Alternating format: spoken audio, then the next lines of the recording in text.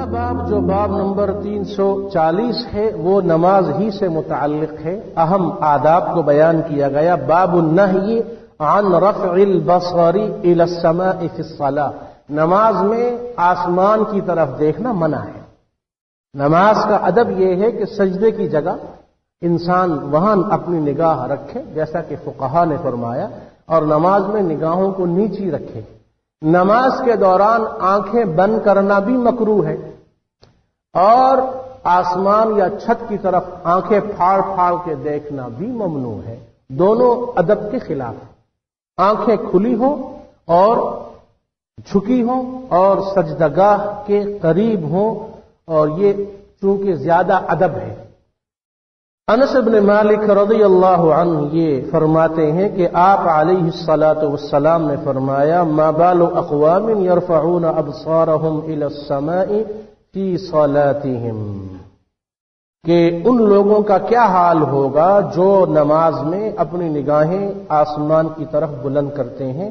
فاشتد قوله في ذلك، آپ علیہ الصلاۃ والسلام نے جب یہ ارشاد فرمایا کہ ان لوگوں کا کیا ہوگا جو اپنی نمازوں میں اپنی آنکھوں کو آسمان کی طرف بلند کرتے ہیں، یہ فرما کر آپ کا لہجہ شدید ہو گیا. یعنی آپ علیہ الصلاۃ والسلام غصے میں آ گئے، اور غصے والی شدید حالت میں یہ فرمایا کہ لَيَنْتَهُنَّ عَنْ ذَلِكَ أَوْ لَتُخْطَفَنَّ أَبْصَارُهُمْ.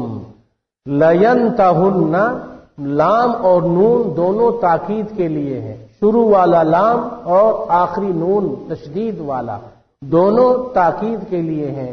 ان لوگوں کو چاہیے کہ یہ ضرور فوراً اپنی اس حرکت کو چھوڑ دیں، ورنہ لَتُخْطَفَنَّ.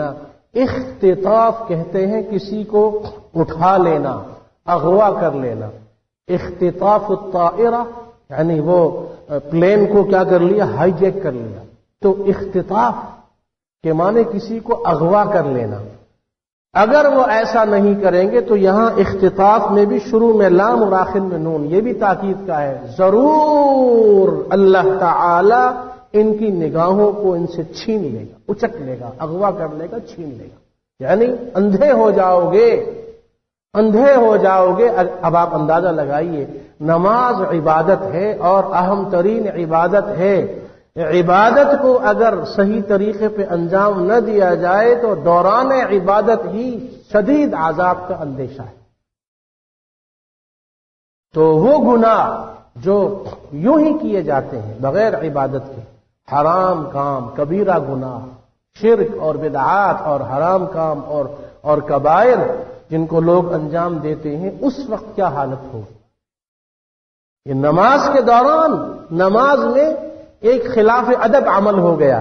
اللہ کو اتنا غصہ آتا ہے کہ وہ خیال فرماتا ہے اور رحم و کرم والا معاملہ فرماتا ہے، ورنہ یہ ہو کہ ان کی نگاہیں ان سے چھین لی جائیں، ان کو اندھا کر دیا جائے.